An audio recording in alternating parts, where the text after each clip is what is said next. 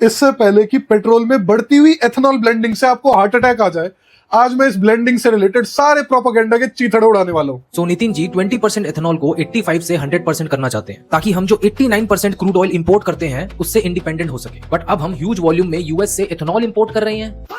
कितना इंपोर्ट कर रहे हैं उसकी वैल्यू ही नहीं बताई इसने। अगर बहुत जनरस भी मैं फिगर लगाऊं तो एटमोस्ट $500 बिलियन। कितना? $500 बिलियन। और हमने कितना फॉरेन एक्सचेंज बचाया एथेनॉल ब्लेंडिंग करके? उससे करीब 9 से 10 गुना ज्यादा। कितना? 9 से 10 गुना ज्यादा, करीब $5 बिलियन का। E20 से, E30 से और ज्यादा बचेगा। और same article by the way आगे क्या लिख रहा है कि इंपोर्ट जो हम एथेनॉल करते हैं वो हमारी एथेनॉल ब्लेंडिंग प्रोग्राम में यूज ही नहीं होता, वो तो इंडस्ट्रियल और केमिकल यूज के लिए इंपोर्ट होता है। Using huge amount of rice to produce ethanol. इतनी राइस की नीड ये फुलफिल करेंगे गरीबों में डिस्ट्रीब्यूट होने वाले चावल को 25% से 10% रिड्यूस करके। रॉन्ग। गरीबों को नहीं भूखा मार रहे उनको कम चावल देके। उनको जो चावल मिलता है उसमें टूटे और साबुत चावल का मिक्स होता है। उस मिक्स में जो टूटे खराब चावल का शेयर है वो 25% से घटाकर 10% कर रहे हैं, क्योंकि वो खराब चावल दिया जाएगा एथेनॉल ब्लेंडिंग के लिए और उनको गरीबों को होल ग्रेन वाला चावल उसकी जगह मिलेगा। एलोकेशन नहीं डाउन जा रहा, उसमें जो टूटे चावल का शेयर है वो डाउन जा रहा है। काट दिया आप लोगों का। इससे 1 लीटर एथेनॉल बनाने के लिए around 10,000 litre of water use होता है। नीति आयोग ने हमें वार्निंग दी है कि by 2030 the ground water of 21 major cities of India could reach to 0। अरे नीति आयोग ने ही E20 रेकमेंड किया था, पढ़ लो। और यहां तक बोला था कि इसके लिए कंज्यूमर अवेयरनेस फैलानी चाहिए, तुम्हारी तरफ प्रोपेगेंडा नहीं। जहां तक बात रही पानी के यूज की, मैं पहले भी ये बात बता चुका हूं, सरकार किसानों से चावल उठाती है MSP पे।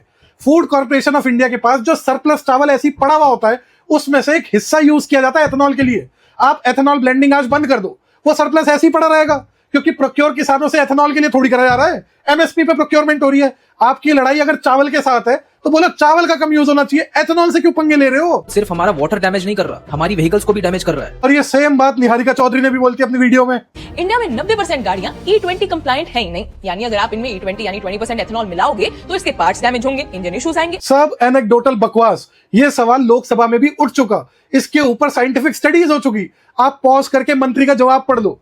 निहारिका चौधरी ने इसके ऊपर माफी मांगी नहीं।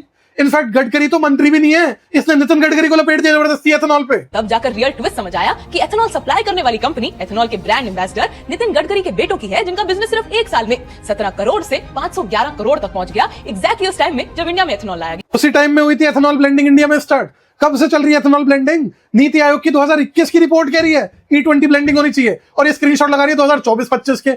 और गडकरी तो मंत्री भी नहीं है, उसके बच्चों की फर्म का जितना प्रोडक्शन है एथेनॉल का वो टोटल डोमेस्टिक प्रोडक्शन का 0.5% भी नहीं है। इसने उसको बना दिया पूरी स्टोरी। तो आज तो सिर्फ आपकी गाड़ी है, कल ये पूरा देश बेच खाएंगे। अरे देश छोड़ो, ये लड़की आपका दिमाग बेच के खा गई।